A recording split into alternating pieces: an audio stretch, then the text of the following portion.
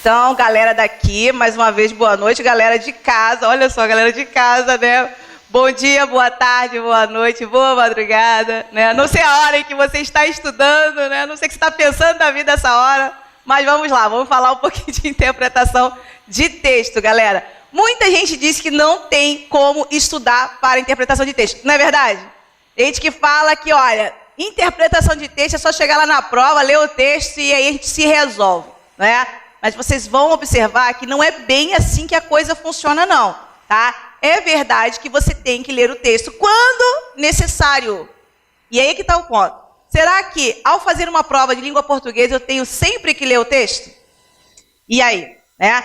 Você vai descobrir que nem sempre você tem que ler o texto, tá? Ou pelo menos não logo de cara. Então, nunca logo de cara, melhor dizendo, tá? Então, quando você pega a sua prova, você está num momento de muito nervosismo. Afinal de contas, né? A gente está aqui agora, mas a gente fica imaginando o dia. Estudou tanto, passa um filme pela sua cabeça, né? Os dias que você deveria ter estudado, prometeu estudar e não estudou, e aí fica se arrependendo, né? Caramba, por que eu não peguei o caderno para estudar? Então, tudo passa na sua cabeça aquela hora. Principalmente, galera, que hoje, mais do que nunca, a gente tem que dar valor quando chega o dia da prova, porque agora a gente não tem uma sequência tão grande de concursos públicos, né? Se a gente olhar bem, como quando que foi a última prova do CEAP, a última prova da PM, não dá para dar mole. É quase que a gente não tem uma segunda chance. Tem que apostar, tem que se preparar para dar tudo ali naquele momento, tá bom? Então, eu sempre falo o seguinte, a prova para concurso não é como a prova na escola, não é como a prova da faculdade. Eu tenho que ir com uma cabeça, eu tenho que ir com uma estratégia diferente. Eu tenho que lembrar que quem está elaborando, quem elaborou, melhor dizendo, as questões ali, ele não fez isso só para testar os seus conhecimentos, não. Ele fez ali para classificar também. Então, a gente tem que ir com cuidado nessa hora. Primeiro, eu tenho que pensar que a primeira parte da prova é língua portuguesa. O que você recebe logo de cara? Ó, isso aqui, ó. O quê? O texto. Desse tamanho aqui. Chega a dar um desânimo, né? Quando eu falo para você que hoje a aula é interpretação de texto, você pega o material e vê isso tudo aqui de texto, fala a verdade, até aquela tristeza, né? Logo hoje, jogo do Flamengo, né? Então, assim, pensando que ia sair mais cedo, ó, não vai dar conta disso aqui, não é? Então, eu tenho que pensar que começou a sua prova, você não vai ler esse texto, tá? Nunca mesmo comece uma prova lendo o texto. Por que isso? Porque você não sabe se a pergunta que vem a sequência agora, a pergunta número 1, vai exigir a leitura total desse texto. O grande ponto é que muitas perguntas que envolvem esse texto, elas não dependem de uma leitura integral desse texto. Tá? Além disso, às vezes a primeira pergunta ela é muito específica, ela quer algo com base no primeiro parágrafo, na primeira linha, na linha tal, e eu já li o texto todo. E o que acontece com essa pessoa que lê o texto todo? O que ela faz depois de ler essa pergunta? Ela responde direto? Não, ela vai lá e lê tudo novamente, né?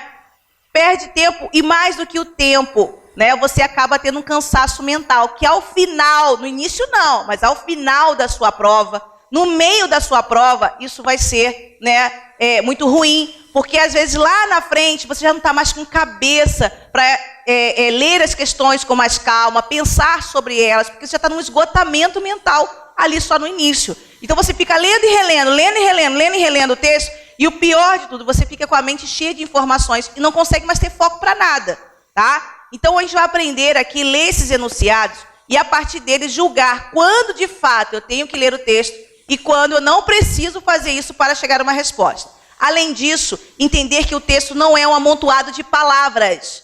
O texto ele tem uma estrutura, tá? E por mais que cada um escreva o texto de uma forma, a estrutura é a mesma. Senão não teríamos na parte de língua portuguesa as tipologias textuais, tá? Então o que é a tipologia textual? É a parte da língua portuguesa que vai estudar os textos e como eles se estruturam, tá? Então, por exemplo, dentro das tipologias aqui, ó, quando eu pego lá a tipologia, e isso vem no edital, tipologia textual, nós temos, por exemplo, o tipo dissertativo. E o texto dissertativo é o texto que mais você observa em provas para concurso público de uma maneira geral.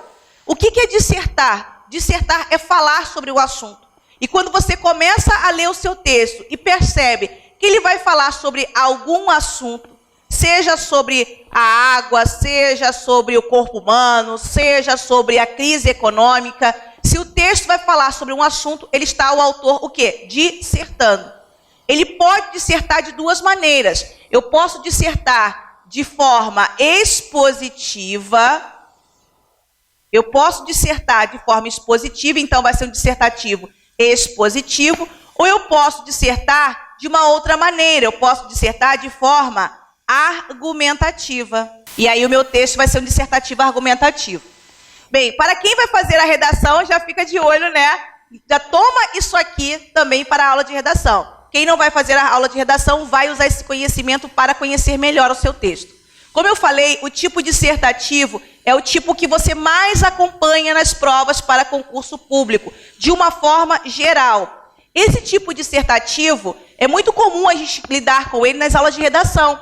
O professor, por exemplo, diz que esse tipo de texto tem 3 partes. Vocês lembram? A introdução, o desenvolvimento e a chamada conclusão. Você lembra disso?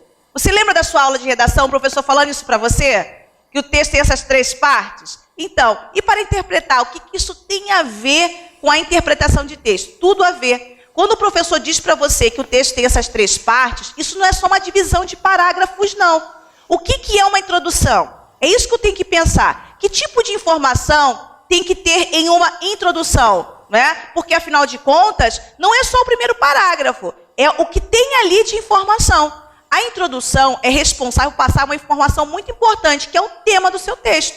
Não é? Então, a introdução é o momento que o autor vai dizer sobre o que ele vai falar. Se o meu texto é sobre o relevo, eu não preciso de um título para saber disso.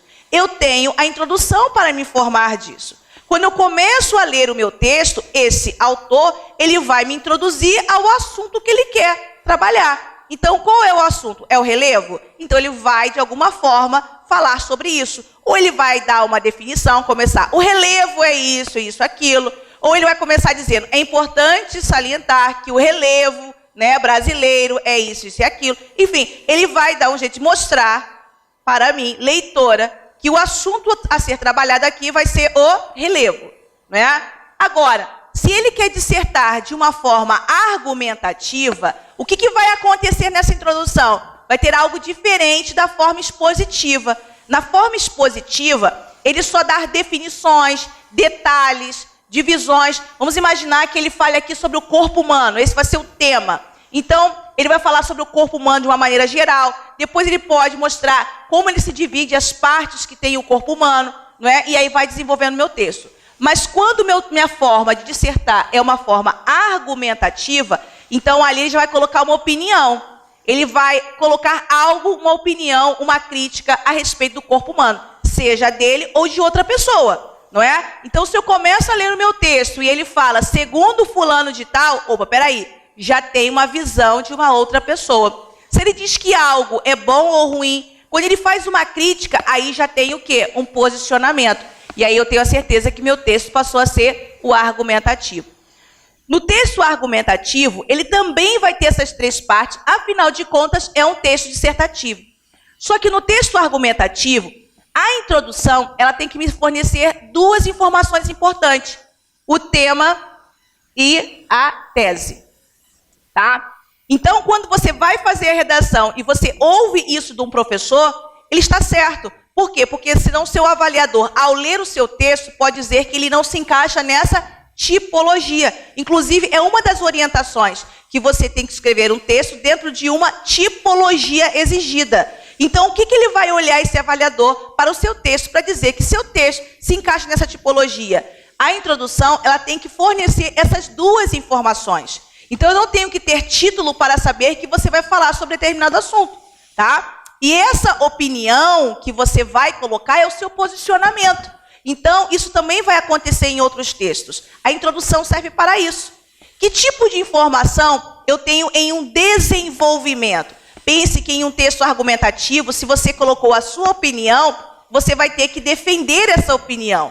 O texto argumentativo é justamente o texto que você defende posicionamento, defende ideias. Então, quando você defende ideias, você defende por meio de argumentos. Então, se a questão de prova está te pedindo, marque a alternativa em que está ali o principal argumento ou a estratégia argumentativa utilizada pelo autor. Em que parte do texto eu vou ter esse tipo de informação? O desenvolvimento é para isso. É para você colocar o quê? Os argumentos. Então, aqui vão aparecer os argumentos que esse autor usou no texto. Maria, ele não pode o argumento aparecer na introdução? Dependendo da forma que esse autor resolva colocar o texto, ele até pode mencionar esse argumento na introdução, mas não é uma obrigação. Agora, uma coisa é fato, esse argumento tem que aparecer no desenvolvimento. É ali que ele vai ser, como o próprio nome diz, desenvolvido. E não vai ser só colocado o argumento, vai colocar também as estratégias que você vai usar para argumentar. Qual é a estratégia que você vai usar? Você pode usar uma comparação.